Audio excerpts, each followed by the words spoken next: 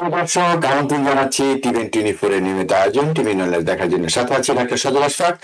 দর্শক, আপনারা জানেন যে টিভি24 টিভি ওয়েলনেস টিভি24 এর একটি স্বাস্থ্য বিষয়ক অনুষ্ঠান। এই অনুষ্ঠানে আমরা স্বাস্থ্য ও চিকিৎসা বিষয়ক বিভিন্ন প্রসঙ্গ নিয়ে আলোচনা করে থাকি এবং আমরা যখন আলোচনা করি আমাদের সাথে থাকেন একজন বিশেষজ্ঞ চিকিৎসক।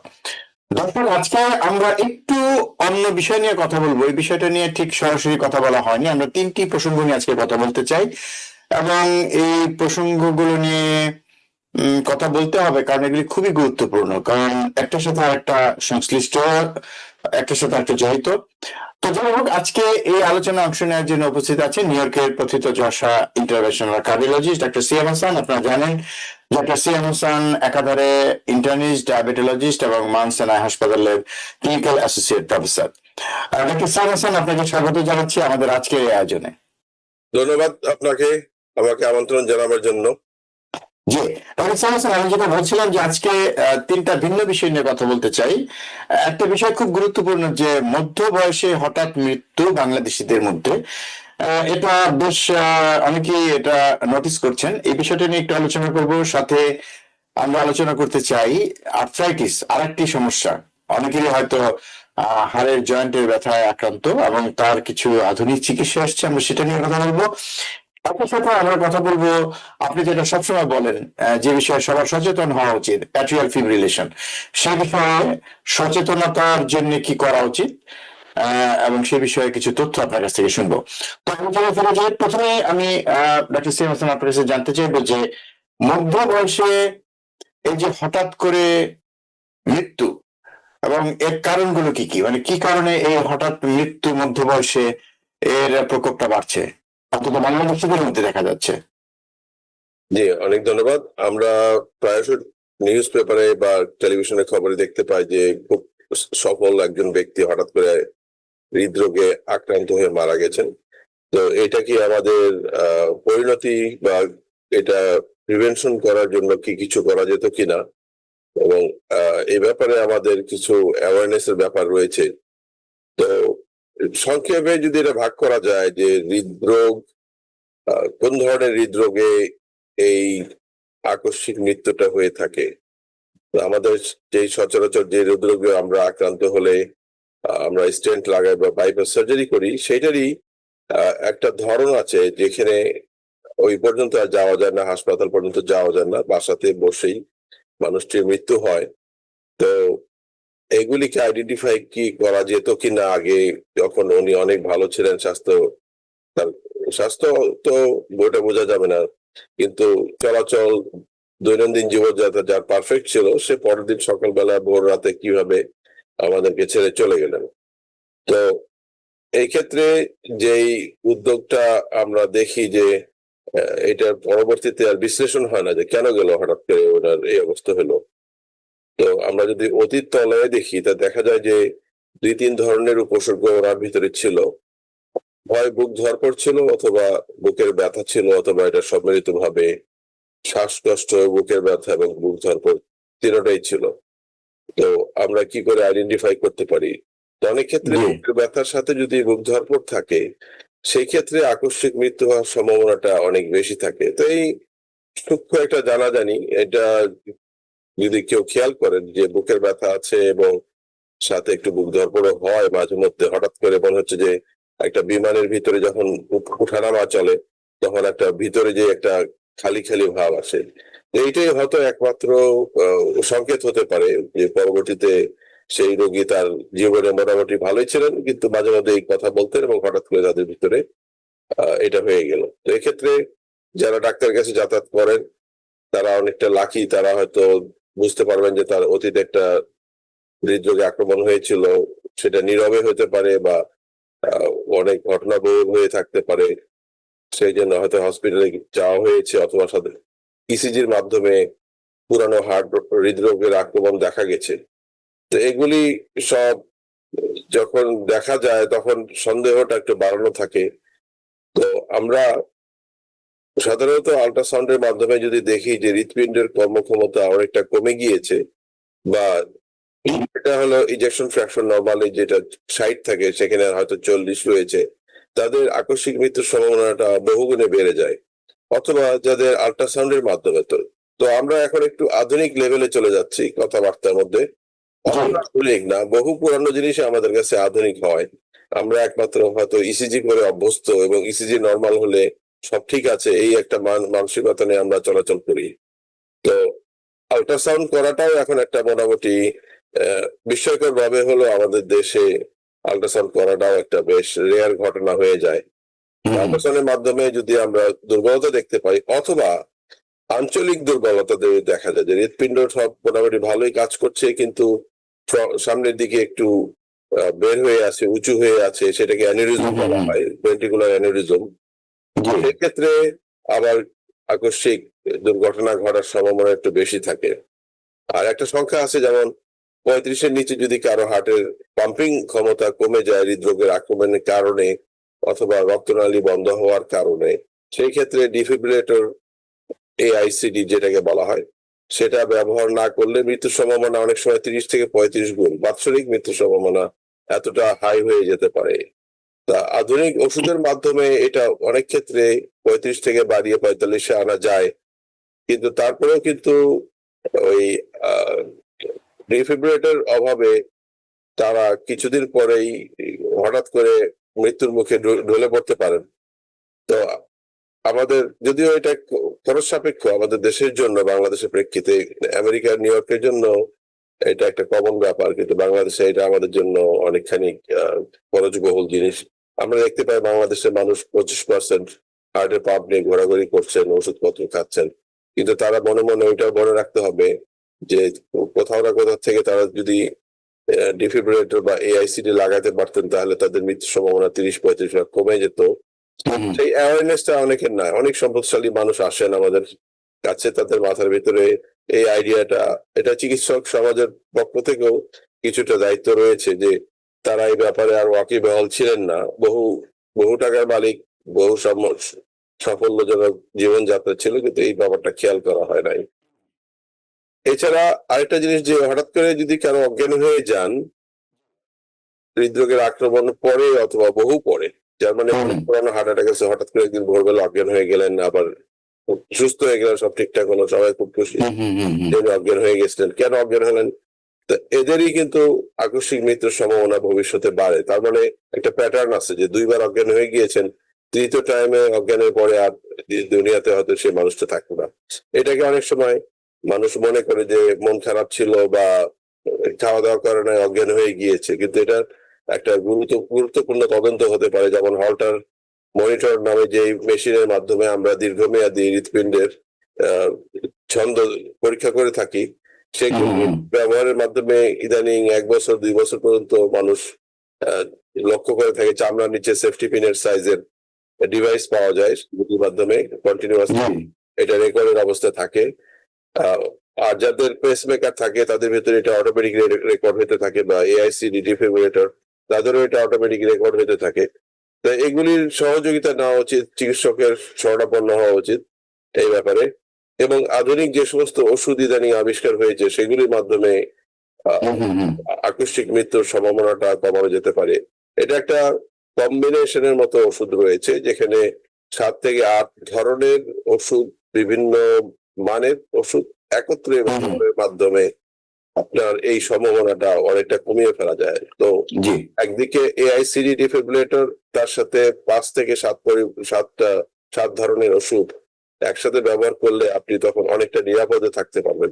অনেক সময় এগুলো কি অযৌক্তিক মনে হতে পারে যে আমি কেন এত ওষুধগুলি খাচ্ছি, এবং সেই সেই অযৌক্তিকতার কারণে, তথাকথিত অযৌক্তিকতার কারণে অনেক সময় আমরা চিকিৎসকদের মধ্যে থেকে দেখি যে তারা 2-3টা ওষুধ কমিয়ে দিয়েছেন যে এতগুলি ওষুধ খাওয়ার প্রয়োজন নাই, কিন্তু এটা যে নীরবে কাজ করে যাচ্ছে হৃৎপিণ্ডের মাংসপেশিকে শক্ত করার জন্য, সবল করার জন্য, অথবা হৃৎপিণ্ডের যে শেপটা আছে সেই শেপটাকে পুনরুদ্ধার করার যে একটা চেষ্টা হচ্ছে ওষুধের মাধ্যমে, এটা আমরা রোগী এবং চিকিৎসক অনেক সময় একত্রে ভুল বুঝে থাকি। তখন হয়তো অনেকে বলে যে আমি আপনার ওষুধ কমিয়ে মাত্র অ্যাসপিরিনে নামিয়ে এনেছি, আপনার এখন আগের হার্ট অ্যাটাকের কিছু নাই।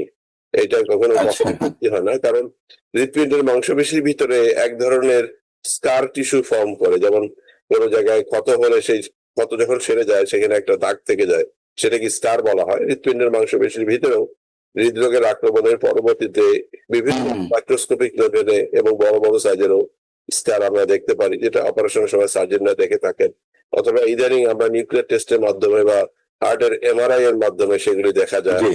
এবং সেগুলি একটা আহ, পরিমাণ মাপ করা যায়, হুম। মাপা যায় যে কি পরিমাণে কত পার্সেন্ট স্ক্যাপ হয়েছে। এগুলির মাধ্যমে অনেকটা ভবিষ্যৎবাণী করা যেতে পারে যে এনার আকস্মিক মৃত্যুর সম্ভাবনা অনেক বেশি। এবং তখন ডিফিব্রিলেটরের ভিতরেও যে এআইসিডি এর ভিতরেও 3-4 রকমের রয়েছে, যেখানে আপনার হার্টের বিভিন্ন চেম্বারের মধ্যে সমন্বয় সাধন করা হয় এবং ইলেকট্রিক শক দেওয়া হয়, পেসমেকার করা হয় এবং হার্ট হুম। ফেলিওরের উন্নতি করার জন্য এক ধরনের হার্ট ফেলিওরের পেসিং রয়েছে, সেগুলি করা যেতে পারে। তো এগুলি যদিও আধুনিক চিকিৎসা, কিন্তু ইতিমধ্যে এগুলি 15-20 বছর পার হয়ে গিয়েছে। আমরা কিন্তু সেই অন্ধকারে রয়েছি আমাদের দেশের জন্য, বলছি এই ক্ষেত্রে। হুম। আমাদের হয়তো এই ধরনের মেশিন পত্রের দাম অনেক কমে গিয়েছে, আমাদের ক্রয় ক্ষমতার ভিতরে রয়েছে, কিন্তু এ শুধু মানে এই ইনফরমেশনের অভাবে, এই সংবাদ পরিপূর্ণ না পৌঁছাবার কারণে আমরা হুম। সেই অনেকটা প্রাচীন আমলের যে চিকিৎসা অ্যাসপিরিন এবং সেখানে আটকে আছি। সেখানে আমরা আটকা পড়ে রয়েছি আর কি। সেটাই। তো অনেক ধন্যবাদ ডক্টর সাইফ হাসান।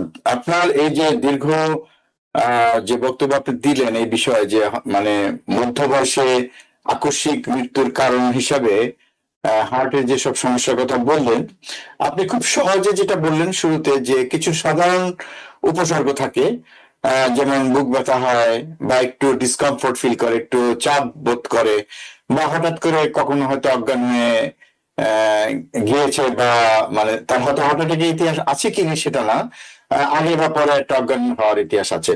এই যে বিষয়গুলো, এগুলোকে আমরা অনেক সময় খুব হালকাভাবে নিই, এবং আমরা আপনি যেটা বললেন যে পরীক্ষা নিরীক্ষার চূড়ান্ত পর্যায়ে আমরা যাই না, মানে ধাপে ধাপে যে নিশ্চিত হওয়া যে আদৌ হার্টে কোনো সমস্যা আছে কিনা সেটা আমরা হই না।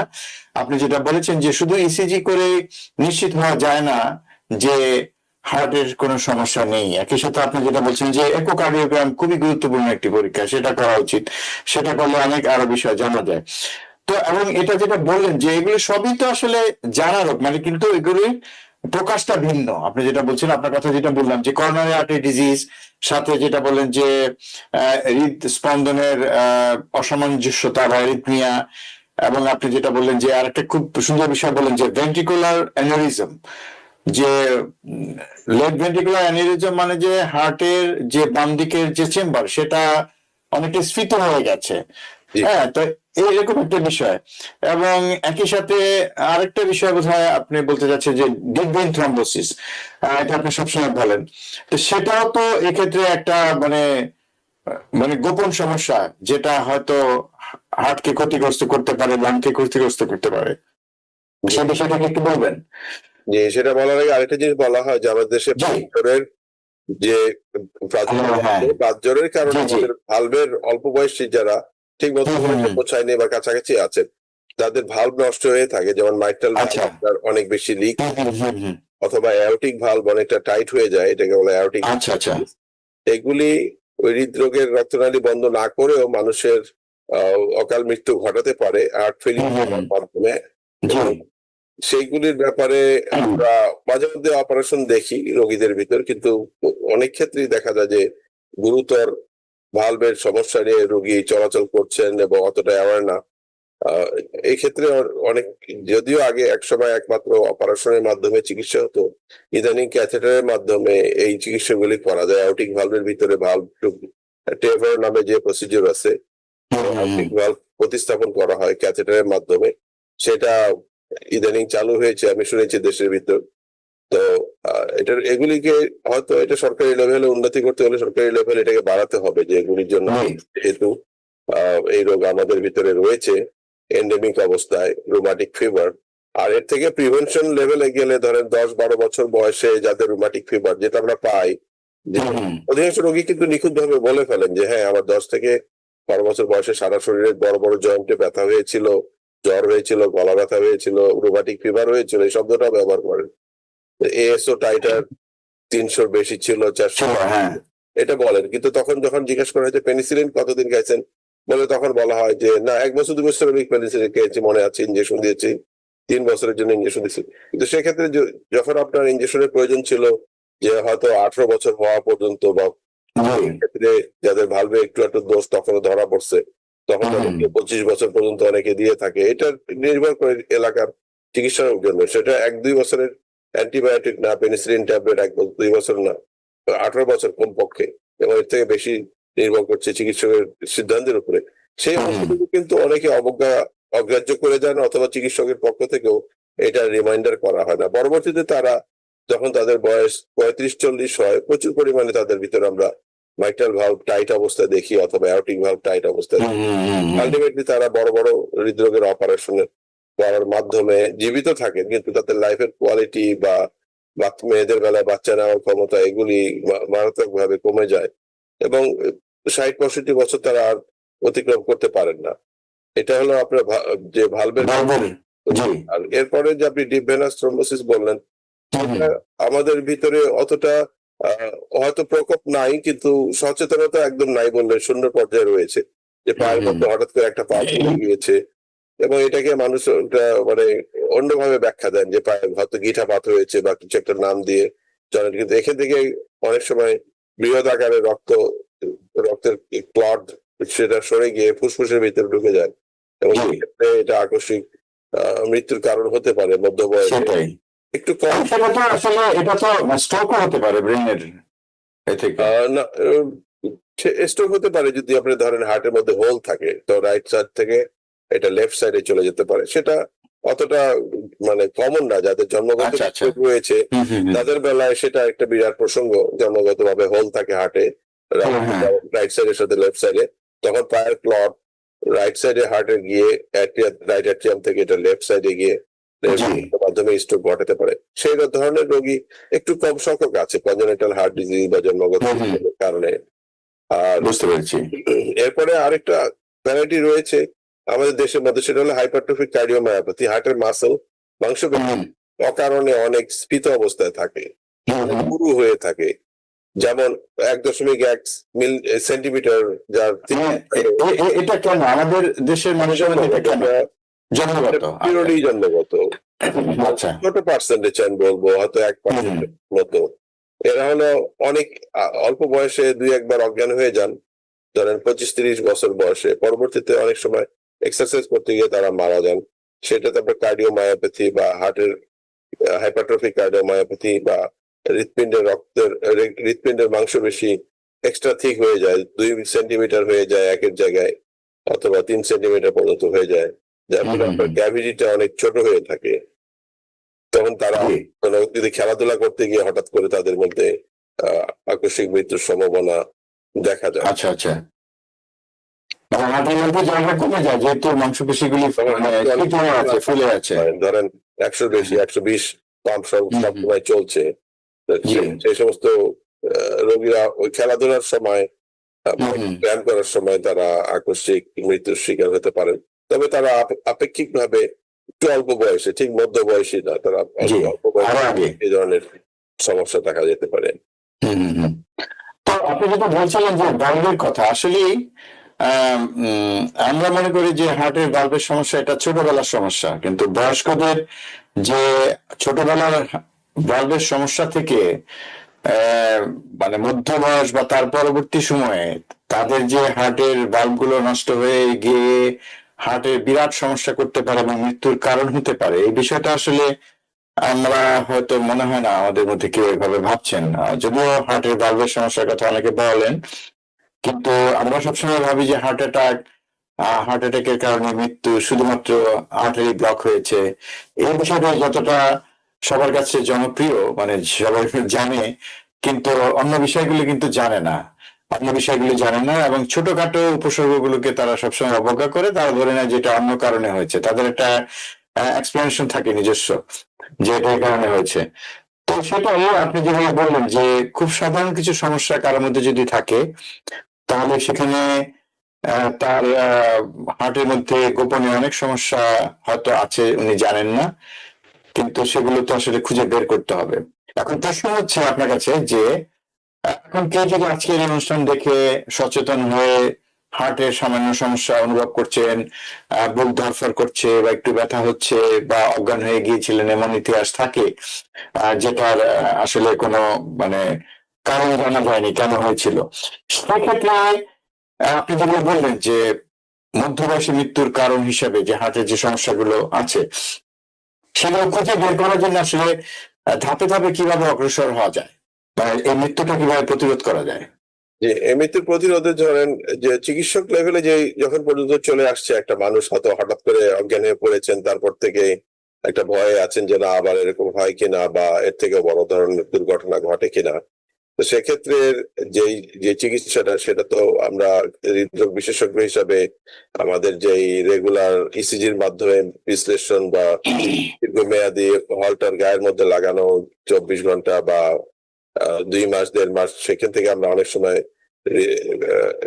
রিদমিয়া বিশ্লেষণ করে থাকি। এরপরে আপনার আল্ট্রাসাউন্ডের মাধ্যমে আপনার হার্টের শক্তি নির্ধারণ, হার্টের ভালভগুলির অবস্থান এবং আশেপাশে যে পেরিকার্ডিয়াম বা এই সমস্ত অর্গান রয়েছে সেগুলির বিশ্লেষণ করা, এগুলি খুব দ্রুত গতিতে করা যায়। এগুলি করতে ধরেন আপনার 2-4 মিনিটের ইকোকার্ডিওগ্রামের মাধ্যমে এগুলি সব বিশ্লেষণ করা যেতে পারে। ইদানিং কার্ডিয়াক এমআরআই এসেছে এবং সেইগুলির আপনাকে অনেকটা আরো ভালো চিত্র দিবে। সিটি অ্যানজিওগ্রামের মাধ্যমে আপনার আর্টারিগুলির উৎপত্তিও আপনি দেখতে পারেন। অনেক সময় জন্মগত ভাবে ডান দিকের আর্টারি বাম দিকে আসে, বাম দিকের আর্টারি ডান দিক থেকে আসে, সেক্ষেত্রে তারা তাদের যাত্রাপথে সংকুচিত হওয়ার ভয়ের ভিতরে থাকে, বড় বড় আর্টারির মধ্যে চাপ খেয়ে যেতে পারে, কিন্তু সেক্ষেত্রেও আকস্মিক মৃত্যুর একটা কারণ তো হতে পারে। এরপরে আপনার স্ট্রেস টেস্টের মাধ্যমে আপনি রোগীকে একটা ওই ধরনের একটা সিচুয়েশন ক্রিয়েট করলেন যেটার মাধ্যমে যে আপনার আবার কাছাকাছি অবস্থায় আসে কিনা, শ্বাসকষ্ট, বুকের ব্যথা, বুক ধরপড়, এগুলি আপনি রিক্রিয়েট করতে পারেন। পরবর্তীতে আছে আপনার কার্ডিয়াক ক্যাথেটারাইজেশন এবং এগুলি ওষুধ অ্যাডজাস্টমেন্ট তো চলবে একই সাথে। যদি বৃহৎ জনগোষ্ঠী প্রতিরোধের কথা বলেন তখন আমাদের কিন্তু স্কুল কলেজের ভিতরে কারিকুলামে ঢোকানো উচিত, যেখানে স্বাস্থ্য শিক্ষার বইটা একটু আধুনিক হওয়া উচিত। আমাদের যদি স্বাস্থ্য শিক্ষার কোনো বই আমি জানি না আছে কিনা, ওই হাত মুখ ধুয়ে ভাত খাবেন হবে যে আমাদের বাতজ্বর সম্বন্ধে একটু একটু দীর্ঘ এবং আধুনিক লেখালেখি করা বই আমাদের পাঠ্যপুস্তকে দেওয়া উচিত। যেভাবে আমাদের দেশে ইদানিং শুনি আমি সংক্রামক ব্যাধি সম্বন্ধে একটু একটু লেখা হয় যে হৃদরোগ সম্বন্ধে, যেহেতু হৃদরোগে কিন্তু সংক্রামক ব্যাধি থেকে অনেক বেশি মানুষ মারা যায়, কিন্তু আমার মনে হয় না বাংলাদেশে কোনো স্কুল কলেজের ক্লাস 4-5 বা আর একটু হায়ার লেভেলে কোন হৃদরোগ বিষয়ক কোনো লেখালেখি আছে বলে আমার মনে হয় না। আমি দু একটা স্কুলকে একটু ইয়ে করি, ঠিক। তো সেই ব্যাপারে হয়তো যারা স্বাস্থ্য বিষয়ক লেখক রয়েছেন তারা হয়তো সরকারকে সচেতন করতে পারেন যেই আসুক ক্ষমতায় বা থাকে, যাতে করে আমাদের 10ম শ্রেণীতে বাধ্যতামূলক করা উচিত একটু উন্নত মানের স্বাস্থ্য বিষয়ক। যেহেতু আমরা দরিদ্র দেশ, আমরা এটাকে অ্যাফোর্ড করতে পারবো না। আমরা মার্কিন যুক্তরাষ্ট্র থেকে আমরা সব ধরনের অর্থনৈতিক সুযোগ সুবিধার কারণে আমরা মৃত্যু পথযাত্রী রোগীদেরকে বাঁচিয়ে ফেলতে পারি, কিন্তু আমাদের দেশে মানুষ যদি অনেক আগেই বাতজ্বর সম্বন্ধে একটু জেনে যেতেন, বা আরেকটা রোগ যেটা অ্যাট্রিয়াল ফিব্রিলেশনের কথা আপনি বলছিলেন যে আমাদের দেশে অ্যাট্রিয়াল ফিব্রিলেশন আপনার উইক পালন করা উচিত, যেভাবে আমরা পুলিশ সপ্তাহ পালন করি অ্যাট্রিয়াল ফিব্রিলেশন অ্যাওয়ারনেস। অনেক কমন রোগী, বিশেষ করে যারা রুমাটিক ফিভারে আক্রান্ত হয়েছেন 10, 12, 15 বছর বয়সে, পরবর্তীতে মাইট্রাল ভালভ টাইট হয়ে গিয়েছে, তার পরবর্তীতে লেফট অ্যাট্রিয়াম আপনার বড় হয়ে গিয়েছে এবং অ্যাট্রিয়াল ফিব্রিলেশন, অনেকে এটাকে এক ধরনের বুক ধরপড় মনে করেন, কিন্তু একটা ভয়ঙ্কর ধরনের একটা বুক ধরপড় যেখানে আপনার স্ট্রোক হয়ে যাওয়ার সম্ভাবনা আপনার 30-40 ভাগ শতকরা অনেকের ক্ষেত্রে।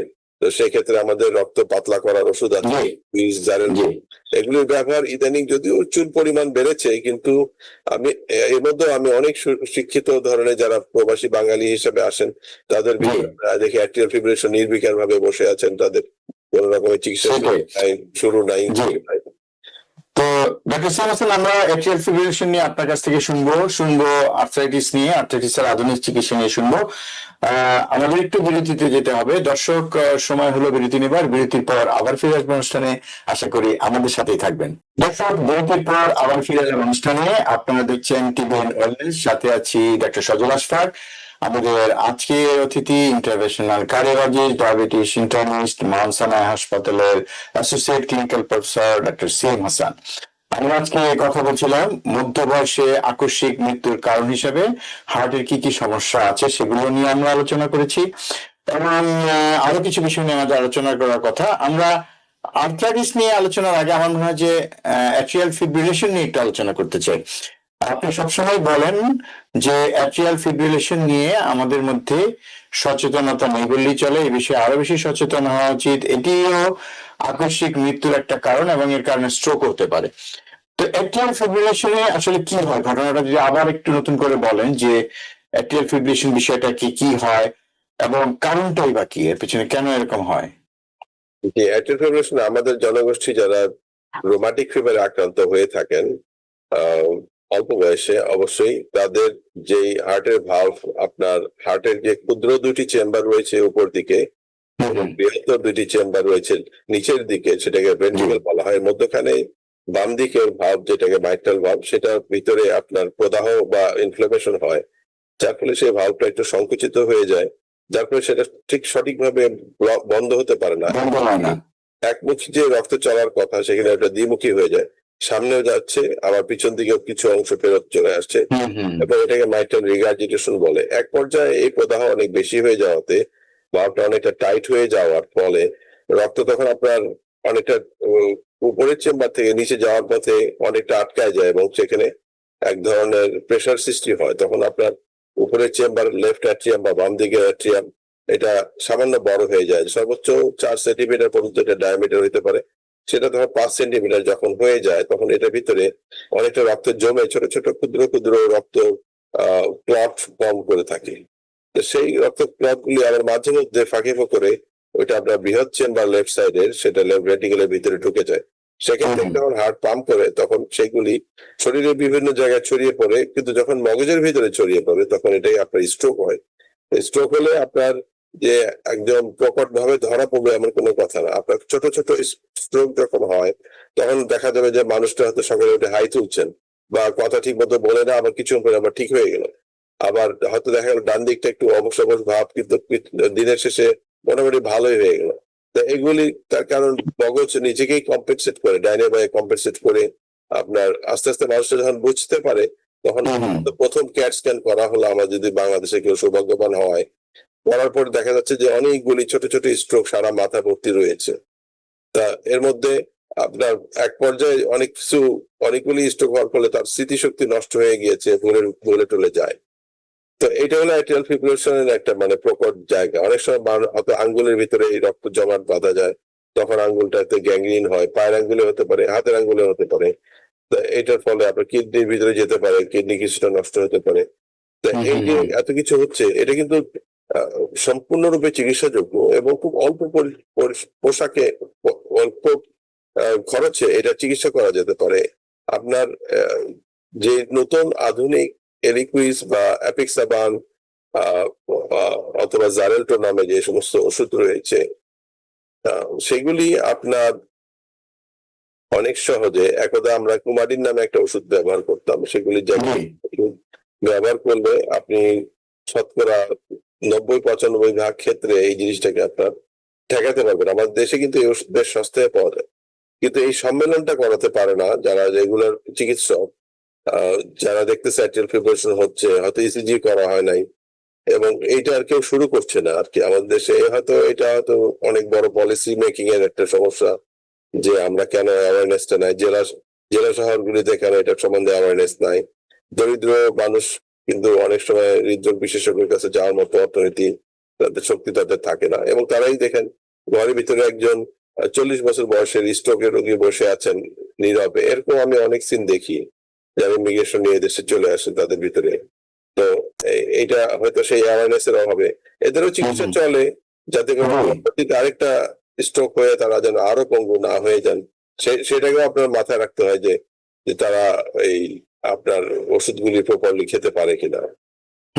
এর পরবর্তীতে হয়তো ভালভ টাইট হওয়ার জন্য তাদের অপারেশনের প্রয়োজনীয়তা পড়ে, এবং এক পর্যায়ে যখন আপনার অ্যাওর্টিক ভালভটা খারাপ হয়ে অ্যাওর্টিক স্টেনোসিস হচ্ছে, তখন তাদের হয়তো আকস্মিক মৃত্যুর সম্ভাবনাটা অনেক বেশি বেড়ে যাচ্ছে।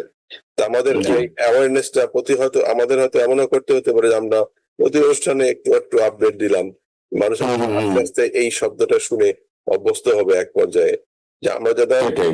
দরিদ্র মানুষের ব্যাপারে হয়তো এটা সম্ভব না, কিন্তু যারা মধ্যবিত্ত এবং উচ্চবিত্ত তাদের জন্য কিন্তু এটা খুব সহজে চিকিৎসাযোগ্য, কিন্তু শুধু ওই জানার অভাবেই অনেক দেরিতে বোঝা যায় যে আচ্ছা, প্রথম আচ্ছা। stroke হলো, প্রথম সাডেন ডেথ হলো, তখন একটা হুম, হুম, আফসোস হুম। হলো যে না, এটা আমাদের আগে করা উচিত ছিল। সেটাই।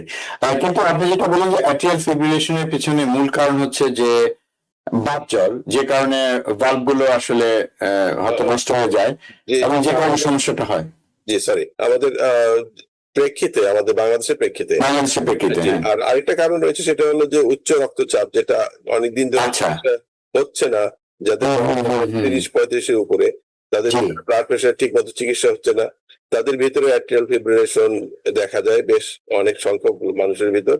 হঠাৎ করে হুম, বুকে তীব্র তীব্র গতিতে বুক চলে, আবার ঠিক হয়ে যায়, আবার চলে। এদের ক্ষেত্রেও হুম। কিন্তু অনেক স্ট্রোক হয়ে থাকে। শুধু দুই ধরনের আছে, যাদের অল্প আচ্ছা, বয়সে আচ্ছা। শুরু হয়েছে আর যাদের হুম। বয়সকালে শুরু হয়েছে। এবং আচ্ছা। এটা অনেক সময় নিউমোনিয়া রোগীরও হতে পারে, বা যাদের কিডনিতে সামান্য সমস্যা রয়েছে, এবং অকারণে হতে পারে, জানে না কিছু, শুধু বলে যে না আমার তো হঠাৎ করে বুক ধরপড় করেছে রাতের বেলা, সকাল হুম, হতে হতে ঠিক হয়ে গিয়েছে। এটা কিন্তু একটা গুরুত্বপূর্ণ ইনফরমেশন হতে পারে, যার বয়স 45, 55 বা 65 বছর বয়স। এই ক্ষেত্রে যদি আপনি হল্টার মনিটর করে এটাকে আইডেন্টিফাই করার চেষ্টা না করেন, তাহলে পরবর্তী এটা পরিণতি হতে পারে যে প্রথম স্ট্রোক নিয়ে উনি হাসপাতালে গেলেন, তখন দেখা যাচ্ছে যে ইসিজি করলো কোনো এক ডাক্তার এমার্জেন্সি রুমের, সে তখন এসে বলে হ্যাঁ আপনার তো অ্যাট্রিয়াল ফিব্রিলেশন আছে, এটা কি আপনি জানতেন? তখন না, এটা এমন একটা ফ্যামিলি, তারা হয়তো অনেক সমৃদ্ধশালী এবং পরিবারের সবাই অসম্ভব শিক্ষিত, কিন্তু তাদের ভিতরে আমরা দেখতেছি যে এই অংশটুকু আর জানা হয় নাই। হয় চিকিৎসকের ভুল, রোগীর ভুল, জানার ভুল, বা আমাদের দেশের যে যে পলিসিতে স্বাস্থ্য চলে সেখানে হয়তো এটা আইডেন্টিফিকেশন হয় নাই। তো এটা আমরা আসলে বয়স্ক লোকের বেলায় অ্যাট্রিয়াল ফিব্রিলেশন সেটাই। মানে যায়, কিন্তু দুই ক্ষেত্রেই, অল্প বয়সের বেলায় এবং বয়স্কদের বেলায়, দুই ক্ষেত্রেই আপনার স্ট্রোক করার ক্ষমতাটা এই রোগের কিন্তু অনেক পাওয়ারফুল। সেটা শতকরা 30, 40, 50 ভাগ, এবং বয়স বাড়ার সাথে, সেটাই। অথবা ডায়াবেটিস বাড়ার সাথে সাথে, অথবা হৃদরোগের অন্যান্য আর্টারি ব্লক হওয়ার সাথে সাথেই আপনার হুম। এগুলির আকস্মিক মৃত্যু এবং স্ট্রোক ঘটাবার ক্ষমতা অনেক বেশি পরিমাণে বেড়ে যায়। আচ্ছা, আমি একটু ছোট্ট করে জানতে চাই যে অ্যাট্রিয়াল ফিব্রিলেশন আপনি বলছিলেন যে এটা চিকিৎসাযোগ্য। মানে সেক্ষেত্রে কি এটা জন্য কোনো সার্জারি লাগে, না শুধু ওষুধপত্র দিয়ে, এবং সেই ওষুধপত্র কি মানে সারা জীবন খেয়ে যেতে হয় কিনা? জি, এটা চিকিৎসা হলো যে আপনার যদি অতিরিক্ত দ্রুত গতিতে, অর্থাৎ 100-র উপরে যদি এটা গতিতে চলে, হুম। সেই ক্ষেত্রে আপনার সেটা রেট কন্ট্রোল করার জন্য আমরা যে কমন ব্লাড প্রেশারের ওষুধ ব্যবহার করি, মেটোপ্রোলল বা ডিলটিয়াজেম, এটাকেই একটু বেশি হাই ডোজে দিলে আপনার 100-র নিচে তার রেটটা চলে আসে। তখন যে হুম। শ্বাসকষ্টের অস্বস্তি বা বুক ধড়ফড়ের যে অস্বস্তি, এটা অনেকটা কমে যায়, কিন্তু এখানে তো শেষ হয়ে গেল না। এর পরবর্তী চিকিৎসা হলো যে আপনার স্ট্রোককে প্রিভেনশন করা, হঠাৎ করে যাতে স্ট্রোক না হয় সেটা প্রিভেনশন করার জন্য আপনাকে রক্ত পাতলা করার ওষুধ আনতে হবে, যেটার মধ্যে অ্যাপিক্সাবান বা জারেলটো, এলিকুইস এবং জারেলটো, এটা খুব কাছাকাছি ওষুধ। আহ, খুব অল্প দামে বাংলাদেশে পাওয়া যায়। আর এর পরবর্তীতে যে আপনি অ্যাট্রিয়াল ফিব্রিলেশনকে যদি কনভার্ট করতে চান ব্যাক টু নর্মাল, যেটা রিদম, এটাকে সাইনাস রিদম বলা হয়, এই সাইনাস রিদমে আনার জন্য কয়েকটা প্রক্রিয়া রয়েছে। একটা হলো যে আপনার ওষুধের মাধ্যমে করা যেতে পারে, কিছু ওষুধ যেগুলো একটু জটিল নাম, সেগুলি প্রোকেনামাইড বা এপটিফিবিটা, সরি, আইবুটিলাইড, এই জাতীয় ওষুধ কিছু রয়েছে, সেগুলি সেটা হাসপাতালে চিকিৎসকের সম্মুখে মনিটরের মাধ্যমে দিতে হবে, হুম। নাহলে ঘরের বাইরে বসে জি। খাওয়ার মতো ট্যাবলেট না, এটা আপনাদের চিকিৎসকদের হাতে রয়েছে এটা। কিন্তু এটার ব্যবহার মারাত্মকভাবে কম এবং অনেকটা মানে একটা প্রিভিলেজ হিসাবে ধরা হয়। কেন ধরা হয় আমি জানি না, আমাদের দেশে এই দৈন্য আমাদের রয়েছে যে একটা রোগীর খুব অল্প খরচে তাকে অ্যাট্রিয়াল ফিব্রিলেশন থেকে ব্যাক টু নরমাল করা যেত, সেটা আর কেউ করলেন না, কেউ উদ্যোগ নিলেন না। চিকিৎসকরা এটাকে একটা বড় প্রসিডিওর বানায় হয়তো অর্থনীতি সমৃদ্ধ করার চেষ্টা করলেন। তো এটা আমাদের জন্য একটা হতাশাব্যঞ্জক অবস্থান। সেটাই। আর এর এর বাইরে আছে যে আপনার ইলেকট্রিক শকের মাধ্যমে, অবশ্যই ইলেকট্রিক হুম। শক দেওয়ার আগে নিশ্চিত হতে হবে যে আপনার লেফট অ্যাট্রিয়াম অথবা বা ক্ষুদ্র চেম্বারের ভিতরে কোন রক্ত জমাট বাঁধা অবস্থায় বসে আছে কিনা। আচ্ছা, এদের আচ্ছা ক্ষেত্রে কিনা। দীর্ঘমেয়াদী রক্ত পাতলা করার ওষুধ দিয়ে সেটাকে গলিয়ে দেওয়ার চেষ্টা করতে হবে, দিয়ে হয়তো 1 বছর খাওয়ার পর সেটাকে পাতলা করার পর আপনি ইলেকট্রিক শকের মাধ্যমে এটাকে আপনি ব্যাক টু নর্মাল করার চেষ্টা করতে পারেন। সেখানে একটা ছোটখাটো ভয় থাকে, সেক্ষেত্রে আপনার ইসোফেজিয়াল ইকোকার্ডিওগ্রাম করে শিওর হতে হয় যে না, গলা দিয়ে দেখার পরে ইসোফেগের ভিতর দিয়ে দেখা গেছে যে আপনার হৃৎপিণ্ডের ভিতরে কোনো ক্লট নাই। তো সেই ক্ষেত্রে ওইটা দেখা নিশ্চিত হওয়ার পর আমার জি। দেশে এটা 5 মিনিটের টেস্ট, আমাদের দেশে এটা একটা বিশাল জীবনের ঘটনা।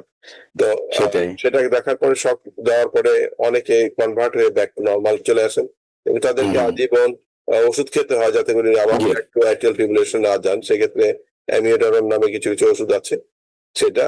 আর এর বাইরে আপনার ইলেকট্রোফিজিওলজিক্যাল প্রসিজিওর, সেটা একটু লম্বা, 3-4 ঘন্টা ক্যাথ ল্যাবের মধ্যে ঢোকায়। সেটা আপনার যে সমস্ত জায়গা থেকে অ্যাট্রিয়াল ফিব্রিলেশনের উৎপত্তি হয়, পালমোনারি ভেইন, সেগুলির গোড়াটাকে একটু করে পুড়িয়ে দেওয়া হয় 4টা জায়গাতে।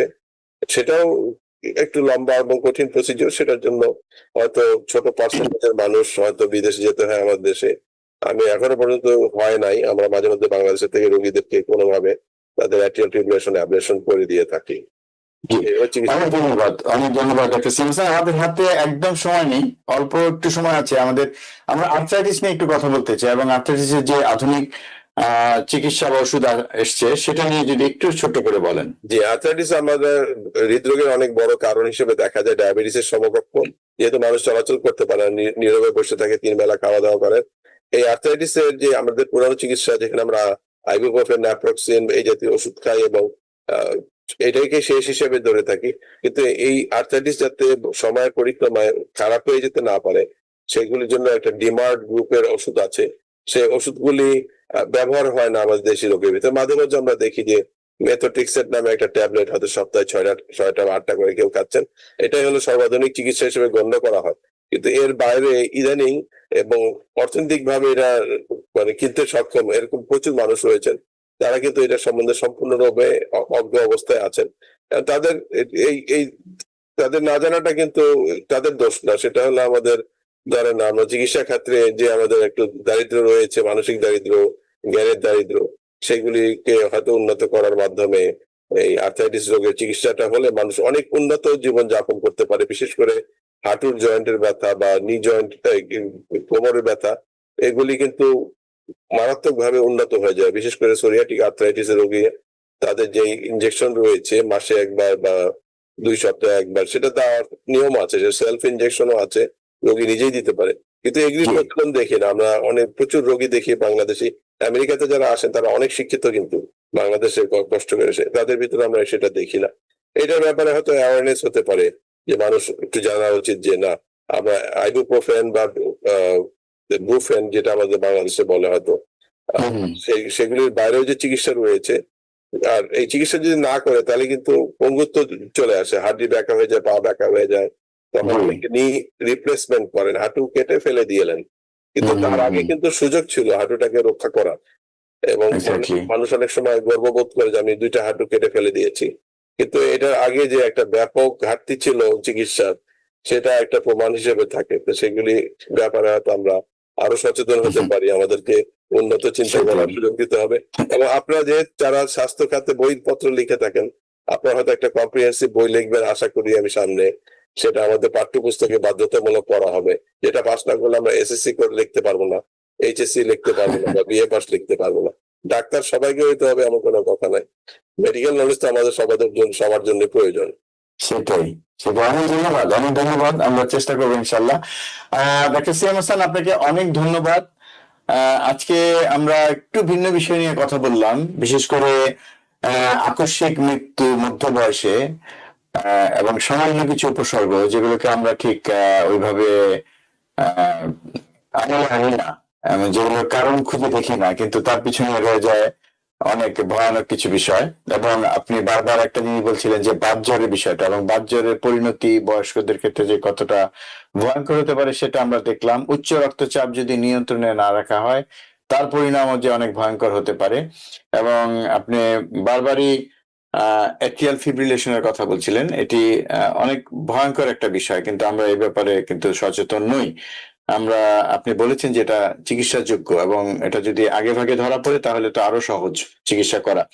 এবং একই সাথে আর্থ্রাইটিসের যে আধুনিক চিকিৎসা এসছে, নতুন ওষুধ এসছে, সেটা সম্পর্কে আপনি আমাদেরকে জানালেন। ডাক্তার সিএম হাসান, আপনাকে অনেক ধন্যবাদ। আশা করি ভবিষ্যতে আমরা নতুন নতুন তথ্য নিয়ে নতুন নতুন বিষয় নিয়ে আপনার সাথে আমরা কথা বলবো। আপনি ভালো থাকবেন। ধন্যবাদ আপনাকেও। খোদা হাফেজ। হাফেজ। দর্শক, এতক্ষণ যারা আমাদের সাথে ছিলেন আপনাদেরকে অনেক অনেক ধন্যবাদ। আমরা আজকে চেষ্টা করেছি ভিন্ন কিছু বিষয় নিয়ে কথা বলতে, এবং আমরা আশা করি এ থেকে যদি আপনাদের মধ্যে সামান্যতম স্বাস্থ্য সচেতনতা বেড়ে ওঠে বা গড়ে ওঠে, তাতে আমাদের এই প্রয়াসকে আমরা সার্থক মনে করব। আগামীতে আবার দেখা হবে অন্য কোনো বিষয় নিয়ে। সবাই ভালো থাকবেন, সুস্থ থাকবেন। টিবিএন 24 টেলিভিশন দেখতে আজই কল করুন 7187776556। লগ ইন করুন www.totalcablebd.com। নিউ ইয়র্ক থেকে সম্প্রচারিত টিবিএন 24 টেলিভিশন বিশ্বজুড়ে বাঙালির কণ্ঠস্বর।